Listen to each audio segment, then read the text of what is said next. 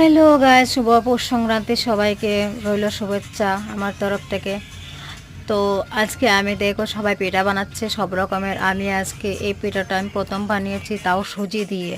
লোকে চালের গুঁড়া দিয়ে বানায়, অন্য অন্য কিছু দিয়ে বানায়, আমি এখানে বানিয়েছি সুজি দিয়ে। আর ভেতরে দিয়েছি নারকেল দিইনি, ক্ষীর দিয়েছি। তো ক্ষীর দিয়ে দুধ পুলি করেছি।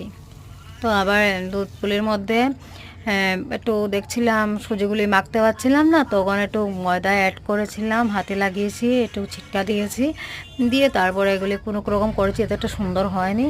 তো তারপরে দুধটা জাল দিয়ে একটু ঘন করে নিয়েছি, দুধটাকে ভারী করে নিয়ে তারপরে এটার মধ্যে এগুলি দিয়ে একটু জাল ভালো করে দিয়েছি। দিয়ে তারপরে যখন হয়ে গেছিলো তখন ভাব লাগলো যে এটা হয়ে গেছে, তখন নামিয়ে নিয়েছি। তো এই পর্যন্ত ভিডিও দেখো কেমন লাগলো। সবাই সব রকমের পারে, আমি সব রকমের পারি না। তো প্রথম যেটাই বানিয়েছি চেষ্টা করেছি হওয়ার জন্য।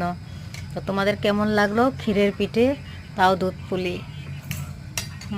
কমেন্টে বলে দেবা কেমন লাগলো। ভালো লাগলো, যদি ভালো না হয় তাও কমেন্টে জানাবা যেটা ভালো হয়নি, অন্যরকম বানাতে হয়। কেন জানি না, যেটা শিখতে তো পারি না।